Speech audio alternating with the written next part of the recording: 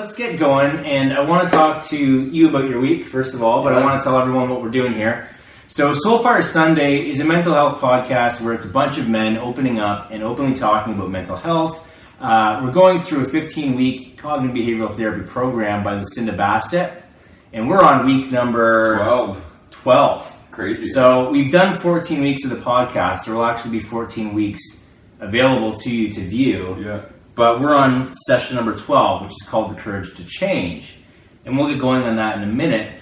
But the main reason we're doing this through the summer months, I kind of say this every week, so if you're new to sex and suicide, Sunday is all about mental health. It's all about trying to help people and deter suicide. We kind of named it Sex and Suicide to break stigma. And Paulie is a big stigma breaker. Why is that?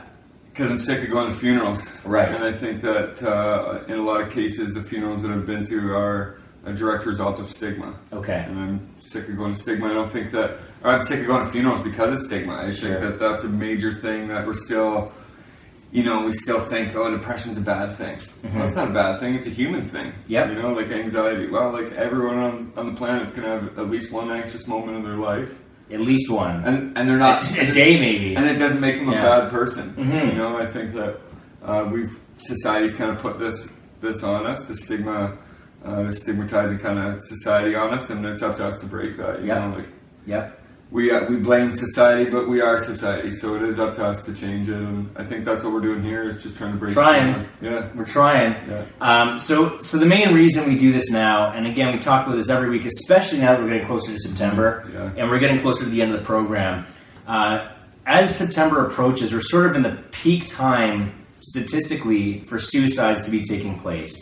And we're not going to try to refer to it as suicide season anymore, I guess. We'll just refer to it as this is the time of year when there's lots of change and transition happening, and people are sort of making poor decisions, I guess. Yeah. And the reason why we're here is we're trying to encourage people to watch this, tune into this, or at least reach out to us when you're not in school and you don't have those support systems. Right. I noticed that my inbox is getting fuller, just kind of in the last 2 weeks, really, just with people reaching out, and I don't know if that's an indication of how far this podcast is reaching, or how much that stat is very true. And how much it's needed, and how much this stuff's needed. So okay, I hope that if people are scared to reach out, that other people do that already. So it's okay to reach out to us. And to talk to us, or reach out to a crisis line or a crisis center. Yeah, if you're struggling. And if you're looking for that number, on last week's podcast, we put that. We can put the card. I'll do an attachment with the numbers as well. But again, if you're contemplating suicide, please make sure that you contact your local crisis center. And you can do that just by Googling wherever you're from, really. And that the number should pop right up for you. In Ontario, you can do 211, and it'll bring you up to it'll give you a resource for any mental health facility or crisis line. Just by dialing 211 on your phone? Yeah. Like cell phone? Yeah, anywhere in Ontario. Okay, well there you go. If you're in Ontario, it's a nice little tip for you if you're in trouble. So anyways, again, we're doing cognitive behavioral therapy techniques. A lot of that is about changing the way that you think, changing your attitude, trying to stop worrying, trying to stop feeling guilty about past mistakes, and just really being present and trying to transform any kind of negative thought that comes into your mind into something a little more compassionate and a little more full of love and tenderness, really, towards yourself and towards others, because that's the best way to operate in the world.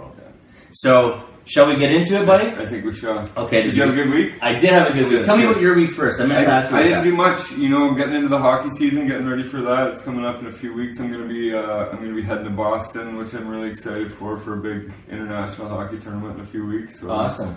Pumped about that, so I'm gearing up for that. It's been I'm getting all ready for it. August is a tough month for me as well. It's a month that I remember a lot of loss that I've had in my life, so I just kind of take it day by day in August, and I don't really speak too much in August. I just kind of I'm Paulie for a month, right? Paulie and I for like August. that. It's I like to keep busy, so it's gonna. I'm just doing that a lot. I'm doing a pile of walking. I just saw before I came here that I walked 54,000 steps this week. Good for you, man. Good for you, buddy. that just sets the bar. You know, I got to do more than that next week, right? Yeah. And I've got into this progressional lifestyle, right? I just want to be progressive.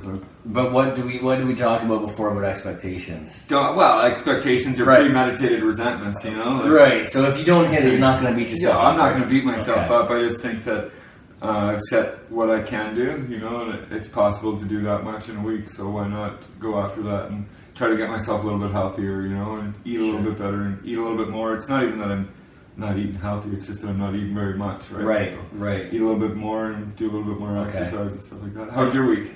I'll have to read you what this gentleman wrote to us, because it was definitely it was a good one, and it was directed more for you. All right. So maybe it's better if this all happens for a reason. I'll read it to you privately. Yeah. My week was good, man. It's always busy, as you know. Yeah. I've tried, for those people that are kind of have noticed, there hasn't been a mental health and motivational Monday or a Woman Crush Wednesday for the last couple of weeks. Yeah. That's because I'm kind of trying to take August to reorganize, get some of my personal stuff in order before really plowing through and bringing this thing to another level in September. So September is going to be really crucial in trying to grow that. And that's when I'll start to ask more and more people to reach out and join on to this thing and hopefully spread and promote positivity and change. All the while having fun. Yeah. It's all about fun. It's all about being uncensored. It depends really on our mood where this thing goes. Yeah. We could be dropping F-bombs every 2 fucking seconds. Right.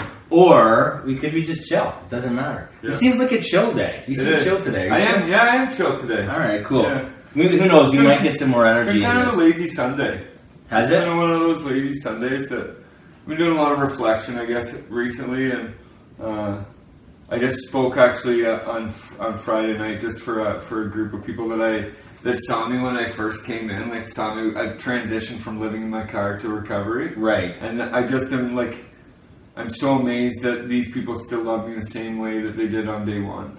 You know, and awesome. like they're still so connected to recovery and helping others, and they always just say like, you got to work hard, but you got to serve others with this gift of recovery. And if you got it, you got to give it away. And right. That's how we stop this stigma, right? So right. It was kind of a cool thing to.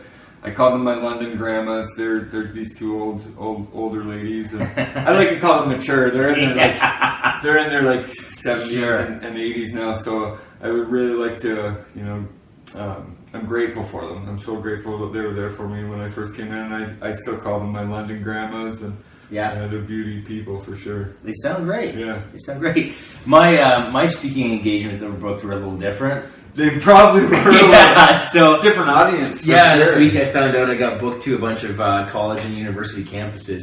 For those people watching that don't know, I actually do it's a new show. It's actually developed something that's kind of like Who Wants to Be a Millionaire, but for sex. Right. So it's sex trivia, all about promoting consent, but having fun, giving away sex toys. Right. And then you work your way up with sexual, questions and whether or not they know the answers and difficulty levels. So that'll be a lot of fun.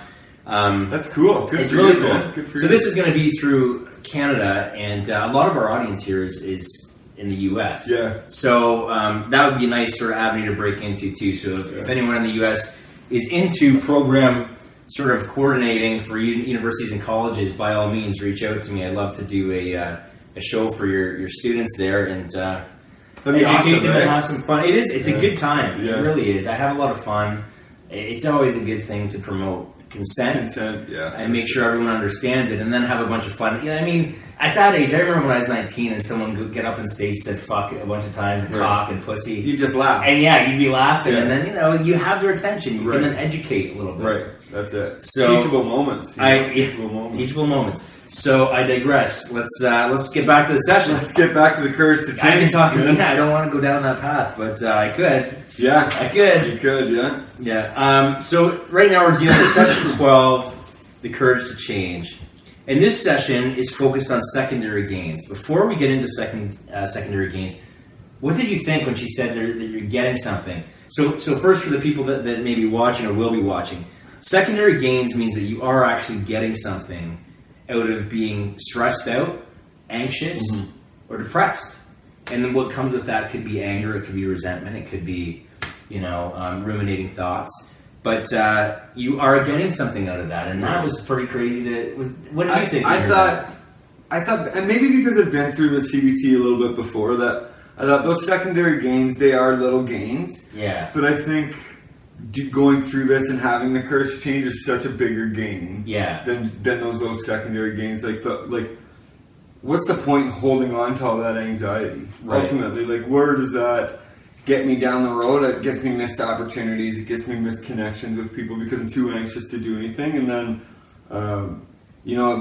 it might make me feel good that I'm not exposing myself to people, right? That might be a gain that I'm not. Hey, I don't have to be vulnerable in front of these people. But on the kind of flip side of that coin, it means that if I was too scared to get up there and speak because I was too anxious, and that would make me feel better inside. But ultimately, those people in that audience or in that crowd, they're not going to hear a message of hope, right? And that's a loss. Yeah, absolutely. Ultimately. Yeah. So, you kind of have to focus on them rather than on what's going on here. I always think that even when I speak that it is nerve-wracking. Sure. It's crazy nerve-wracking, but I know that there's someone in that audience that maybe needs to hear it. Yeah, of course there is. And that's what drives me, that. I think any time that you talk, regardless, you're being pulled towards giving a message. Yeah, for sure. Even if it's just walking down the street and say you have a conversation with someone, there's a reason for that to happen. Oh, for sure, yeah. You're either learning something or you're teaching, right? So what are you getting out of holding on to your anxiety and depression? One of the hardest things to deal with in this whole course is that you really are responsible for your own happiness. And we hear that all the time. It's kind of, I think people are starting to become aware that you can't focus on someone else to make you happy. Right.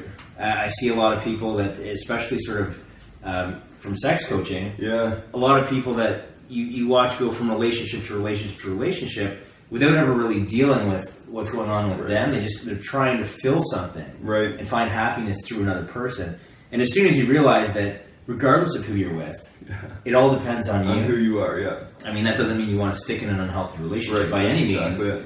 But there's always going to be little arguments. Well, for sure, that's life, right? Yeah, and or your kids are maybe driving you nuts or whatever. I mean, you can't have kids to make you happy, but they should. I mean, they're blessings for sure. Yeah. But there's going to be times when they piss you off and they're not going to make you happy. That's just the way that life works out. So you are responsible for your own happiness, so let's try to make you happy. And ultimately, that's the goal, isn't it? Happiness, right? No one, I don't think, wants to be depressed. Yeah. Or no one wants to be anxious more than they want to be happy. I think someone asked me one time, "What's your definition of success?" And I said, "Just happiness. Just happiness. I just want to be happy when I wake up and when I go to sleep, and I can think of, some joyful moments in my day, and I can have some experiences." I think that's life, right? What is it that makes you happy right now? What are some of the things that? For sure, playing music, playing my guitar. Yeah. If I'm feeling kind of down, and I have been kind of feeling down, not too terribly much, but I play my guitar a ton. You seem like when you come in here, some days you kind of in the past, you've been really energized and making jokes and cracking comedy.